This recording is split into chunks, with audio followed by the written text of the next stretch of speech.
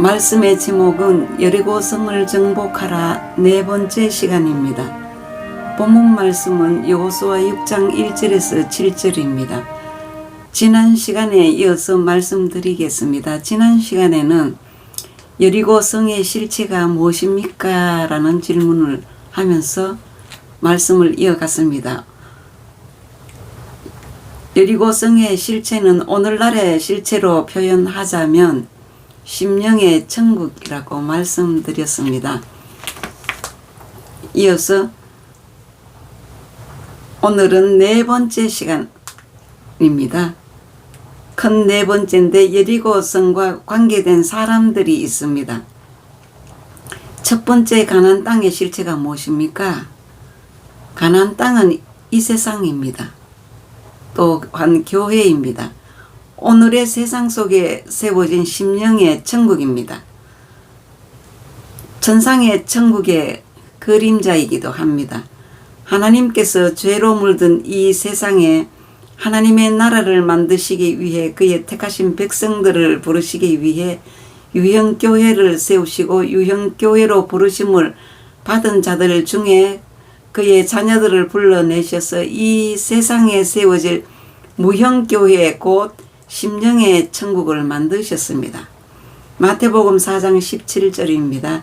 이때부터 예수께서 비로소 전파하여 이르시되 회개하라 천국이 가까이 왔느니라 하시더라 고 선포하셨고, 누가복음 17장 21절에는 또 여기 있다 저기 있다고도 못하리니 하나님의 나라는 너희 안에 있느니라고 말씀하셨습니다.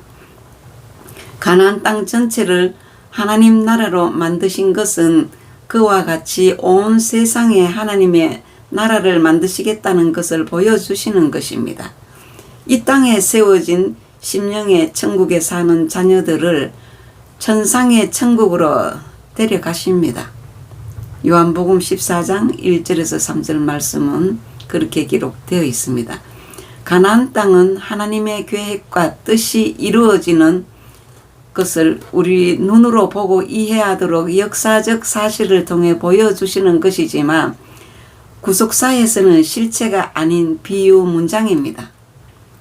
그러므로 오늘 우리는 역사적 사실보다 그 이면에 있는 영적 모습을 볼 수 있어야 오늘 나에게 주시는 말씀이 되는 것입니다.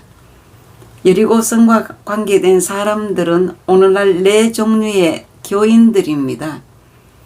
첫 번째 보면 루키스의 대표적인 네 사람입니다. 그 사람들을 보겠습니다. 첫 번째는 하나님 나라 베들레헴에서 세상 모압으로 떠났다가 죽은 엘리멜렉입니다. 생명 잃은 멸망자이죠. 두 번째는 하나님 나라 베들레헴에서 세상 모압으로 떠나갔다가 살아서 다시 돌아온 나오미는 회개함으로 돌아온 자입니다. 그리고 세 번째는 세상 모압에 살다가 하나님 나라 베들레헴으로 찾아온 룻인데 마귀 소속에서 하나님의 소속으로 옮겨진 자입니다. 네 번째, 하나님 나라 베들레헴에서 처음부터 마지막까지 인내하며 순종하며 살고 있는 보아스입니다. 하나님의 자녀로 끝까지 살며 심령의 천국을 누린 자입니다. 제가 이 성경 내용을 아주 간략하게 말씀드렸지만 성도 여러분들께서는 이 말씀들을 많이 알고 계시는 줄 믿습니다. 더욱더 간추려서 말씀드렸지만은 그 외에 많은 것을 생각하고 들으실 줄 믿습니다. 두 번째, 마태복음 13장 3절에서 23절에 네 종류의 마음인데요. 그것은 첫째, 길가밭 마음, 사단에게 말씀을 빼앗긴 자고, 두 번째는 돌밭 마음인데 삭이 나오나 말라 죽은 자이고, 가시밭도 마음인데 사단의 가시로 기운이 막힌 자이며, 옥토밭은 네 번째 마음인데 100배, 60배 열매 맺는 마음입니다. 그래서 풍성한 열매 맺는 자로 기록되어 있습니다. 세 번째, 요한복음 15장 1절에서 6절에 네 종류의 사람입니다. 첫 번째는 포도나무에 붙어 있지 않는 가지는 불신자, 죽은 자, 생명, 끊어진 자, 생명 없는 상태이고 포도나무에 붙어 있지만 열매 맺지 못하는 가지는 육신에 속한 자, 원망 불평하는 자, 십자가의 강도처럼 죽음 직전에 구원받아 열매 맺힐 시간이 없는 자입니다. 세 번째는 포도나무에 붙어 있지만 주인에게 드리지 못하는 열매 맺는 가지는 쓸모없는 열매 맺힌 자고 자기 중심적인 신앙생활, 아간 같은 자 구원은 받습니다. 네 번째, 포도나무에 붙어 있어 풍성한 열매를 맺어 주인을 기쁘시게 하는 가지는 열매가 풍성한 사람이고 장성한 자이고 사도 바울 같은 자이며 심령의 천국을 누리는 자라고 합니다. 네 번째, 여리고와 관계된 네 종류의 사람들은 누구입니까? 여호수아와 거듭난 이스라엘 백성입니다. 룻기서에서 등장하는 하나님 나라에서 처음부터 마지막까지 살고 있는 보아스, 하나님의 자녀, 심령의 천국 누린 자입니다.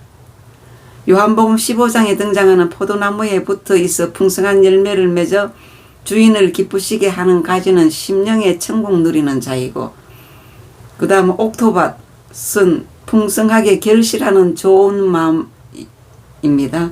마태복음 7장에 등장하는 지혜로운 사람, 반석 위에 집을 지은 사람은 천국에 들어가기에 합당한 자로 여기는 성경 구절 내용이었습니다.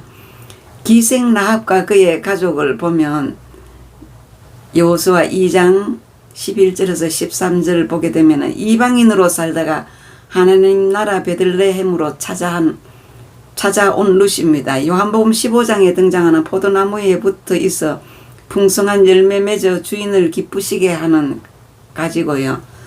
옥토밭은 결실하는 좋은 사람, 마태복음 7장에 등장하는 지혜로운 사람 반석 위에 집을 지은 자입니다. 마태복음 7장에는요. 그 다음 아간과 그의 가족은 하나님 나라에서 세상으로 떠나갔다가 죽은 엘리멜렉과 같은 자입니다. 요한복음 15장에 포도나무에 붙어있지만 열매 맺지 못한 가지는 돌밭과 가시나무 같은 사람이고, 여리고 성의 왕, 여리고 성의 사람들, 룻기서에 등장하는 오르바, 요한복음 15장에 포도나무에 붙어 있지 않는 가지 길가밭과 같습니다. 여리고 성에서도 한마디 드렸죠. 룻기서에 등장하는 오르바 같은 사람, 돌아간 사람이죠. 예. 그리고 여리고 성의 정복 준비가 있어야 합니다. 역사 속의 여리고 성 정복은 이스라엘 백성들이 하나님이 주신 가나안 땅에서 하나님의 원수들을 쫓아내는 데 있어서 가장 첫 번째 정복한 하나의 성에 불과합니다. 성경이 살아있는 말씀이고 하나님께서 오늘 나에게 주시는 말씀, 즉 오늘 내가 먹어야 하는 생명의 양식이라면 하나님께서는 3400년 전에 이스라엘 백성들에게 여리고를 정복하라고 명령하신 것처럼 오늘 우리에게도 똑같은 명령을 내리고 계십니다. 하나님은 3400년에만 명령하시는 것이 아니고 오늘 나에게 말씀하고 계십니다. 그런데 오늘날은 역사적인 여리고 성이 없어서 정복할 수 없습니다.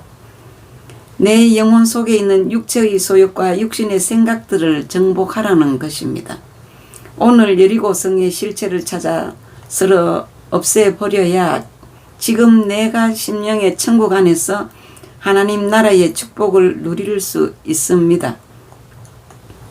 그 다음 여섯 번째는 여리고 성 전투 준비를 해야 합니다.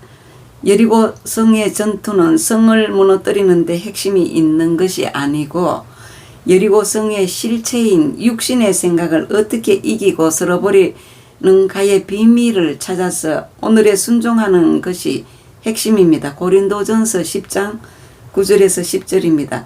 저희 중에 어떤 이들이 주를 시험하다가 뱀에게 멸망하였나니 우리는 저희와 같이 시험하지 말자. 저희 중에 어떤 이들이 원망하다가 멸망시키는 자에게 멸망하였나니 너희는 저희와 같이 원망하지 말라. 입니다. 여리고 성을 무너뜨리기 위한 전투 준비와 훈련은 애굽의 유월절에서부터 요단강을 건너 유월절을 지키기까지의 기간입니다.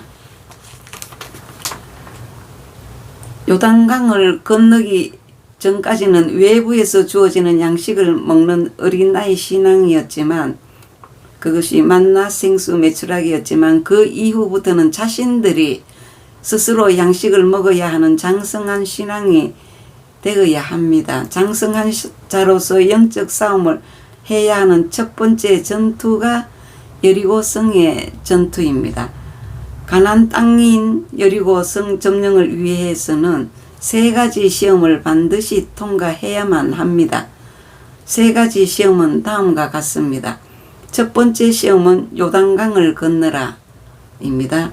그것은 육신의 생각을 죽이라 입니다. 가나안으로 들어가려면 요단강을 건너야 들어갈 수 있습니다. 요단강은 시험받는 문제의 강입니다.